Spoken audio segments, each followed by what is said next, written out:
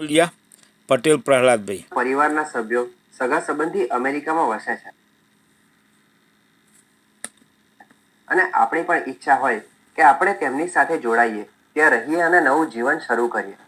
પણ સવાલ એ ઊભો થાય છે કે શું તમારા સગા સંબંધીના આધારે તમે અમેરિકા જઈ શકો છો? કયા સંબંધીઓ તમને બોલાવી શકે છે અને કયા નહીં? આજે આપણે આ જ ગૂંચવણ દૂર કરીશું અને આ વિડીયોમાં આપણે ઊંડાણપૂર્વક સમજીશું કે યુએસ ફેમિલી બેઝડ વિઝા માટે કોણ યોગ્ય છે અને કોણ નથી. જો તમારા મનમાં પણ આવા સવાલો હોય તો આ વિડીયો અંત સુધી જરૂર જોજો. અને જો તમે અમારી ચેનલ પર નવા છો તો સબસ્ક્રાઇબ કરવાનું અને બેલ આઇકન દબાવવાનું ભૂલતા નહીં, જેથી તમને ઇમિગ્રેશન વિશેની સાચી અને સમયસર માહિતી મળતી રહે.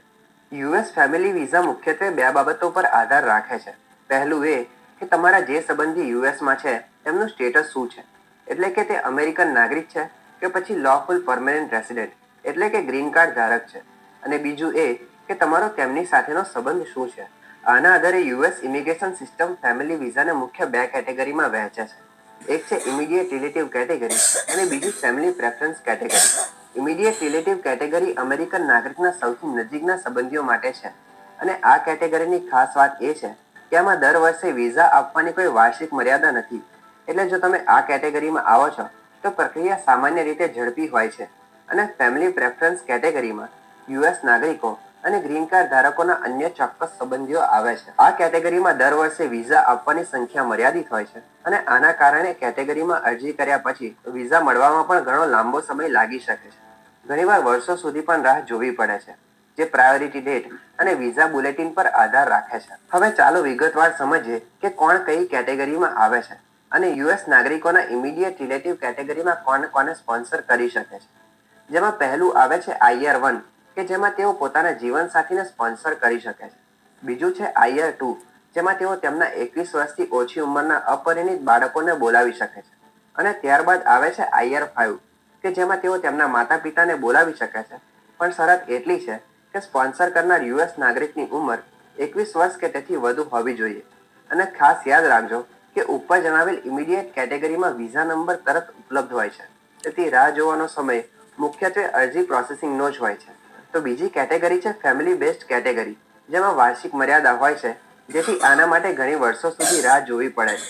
ફેમિલી બેઝડ કેટેગરીમાં પ્રેફરન્સ પ્રમાણે નામ આપવામાં આવ્યા છે, જેમાં ફર્સ્ટ પ્રેફરન્સ એટલે કે F1 કેટેગરીમાં યુએસ નાગરિક તેમના 21 વર્ષ કે તેથી વધુ ઉંમરના અપરિણિત પુત્રો અને પુત્રીઓને સ્પોન્સર કરી શકે છે.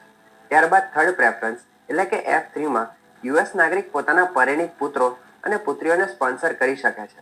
આમાં પુત્ર કે પુત્રીના જીવનસાથી અને 21 વર્ષ કે તેથી નીચેના અપરિણિત બાળકો પણ સામેલ થઈ શકે છે. ત્યારબાદ ફોર્થ પ્રેફરન્સ એટલે કે F4માં યુએસ નાગરિક તેમના ભાઈઓ અને બહેનોને સ્પોન્સર કરી શકે છે, પણ શરત એટલી છે કે સ્પોન્સર કરનાર યુએસ નાગરિકની ઉંમર 21 વર્ષ કે તેથી વધુ હોવી જોઈએ. આમાં તેમના ભાઈ બહેનના જીવનસાથી અને 21 વર્ષથી નીચેના અપરિણિત બાળકો પણ સામેલ થઈ શકે છે. તથા ખાસ ધ્યાન આપજો કે F3, F1 અને F4 કેટેગરીમાં વિઝા મેળવવામાં ઘણો સમય લાગે છે. તમારે વિઝા બુલેટિન નિયમિત તપાસવું પડે છે કે તમારી પ્રાયોરિટી ડેટ ક્યારે કરન્ટ થાય છે. ભારત જેવા દેશો માટે આ રાહ જોવાનો સમય ઘણીવાર 10 થી 15 વર્ષ કે તેથી વધુ પણ હોઈ શકે છે, ખાસ કરીને F3 અને F4 કેટેગરી માટે. અમેરિકન નાગરિકની તો વાત થઈ ગઈ, તો હવે જોઈએ કે અમેરિકામાં ગ્રીન કાર્ડ ધારક કોને સ્પોન્સર કરી શકે છે. ગ્રીન કાર્ડ ધારકના ફેમિલી બેઝડ પ્રેફરન્સમાં મુખ્યત્વે બે કેટેગરી આવે છે, F2A અને F2B. F2Aમાં ગ્રીન કાર્ડ ધારક તેમના જીવનસાથી અને 21 વર્ષથી ઓછી ઉંમરના અપરિણિત બાળકોને સ્પોન્સર કરી શકે છે. અને F2Bમાં ગ્રીન કાર્ડ ધારક પોતાના 21 વર્ષ કે તેથી વધુ ઉંમરના અપરિણિત પુત્રો અને પુત્રીઓને સ્પોન્સર કરી શકે છે. અને ખૂબ મહત્વની વાત એ છે કે ગ્રીન કાર્ડ ધારકો તેમના માતા પિતા, પરિણિત બાળકો કે ભાઈ બહેનને સ્પોન્સર કરી શકતા નથી. આ ફક્ત યુએસ નાગરિકો જ કરી શકે છે. F2A અને F2Bમાં પણ વિઝા બુલેટિન પ્રમાણે રાહ જોવી પડે છે. જોકે F2Aમાં રાહ જોવાનો સમય સામાન્ય રીતે F2B, F1, F3 અને F4 કરતાં ઓછો હોય છે. આપણે એ તો જોઈ લીધું કે કયા સંબંધીઓ ફેમિલી બેઝડ ફાઇલ મૂકીને અમેરિકા જઈ શકે છે.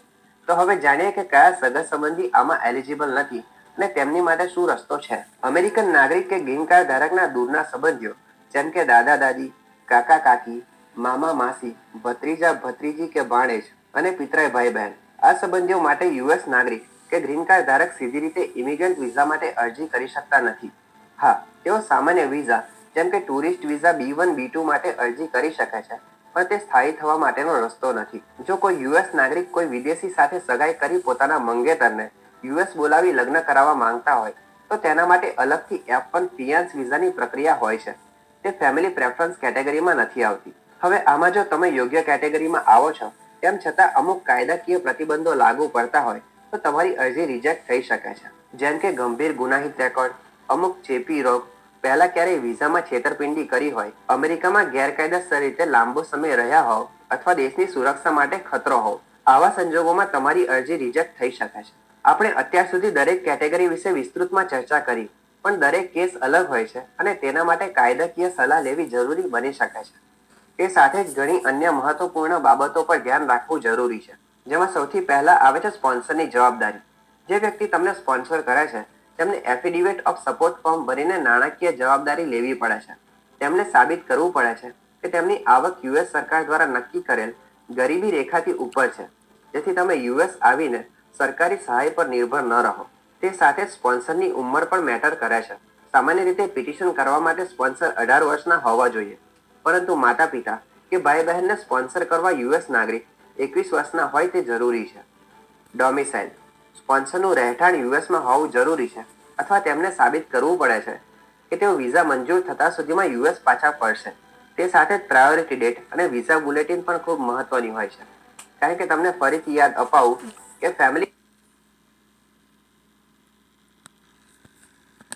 તમારી I-130 પિટિશન જે દિવસે USCIS સ્વીકારે છે તે તમારી પ્રાયોરિટી ડેટ બને છે. દર મહિને US department of state visa bulletin બહાર પાડે છે, જેમાં જણાવવામાં આવે છે કે કઈ પ્રાયોરિટી ડેટ સુધીના કેસ પ્રોસેસિંગ માટે કરંટ થયા છે. આ રાહ જોવાનો સમય લાંબો હોઈ શકે છે. જો હવે ઉપર જણાવેલ કોઈ પણ કેટેગરીમાં તમે યોગ્ય છો તો તમને આગળની પ્રક્રિયાના તબક્કા જણાવી દો. સામાન્ય રીતે પ્રક્રિયા આ રીતે હોય છે કે સ્પોન્સર સૌથી પહેલા USCISમાં I-130 પિટિશન ફાઇલ કરાવે છે. ત્યારબાદ પિટિશન અપ્રૂવ થતા કેસ નેશનલ વિઝા સેન્ટરમાં જાય છે અને NVCમાં ફી ભરી ડોક્યુમેન્ટ જમા કરાવ્યા બાદ ભારતમાં યુએસ એમ્બેસી કે કાઉન્સિલેટમાં ઇન્ટરવ્યૂ આવે છે અને ત્યારબાદ વિઝાની મંજૂરી મળતી હોય છે. અને ખૂબ મહત્વની વાત એ છે કે અરજીમાં હંમેશા સાચી અને સંપૂર્ણ માહિતી આપવી જોઈએ. ખોટી માહિતી આપવાથી વિઝા કાયમ માટે રિજેક્ટ થઈ શકે છે.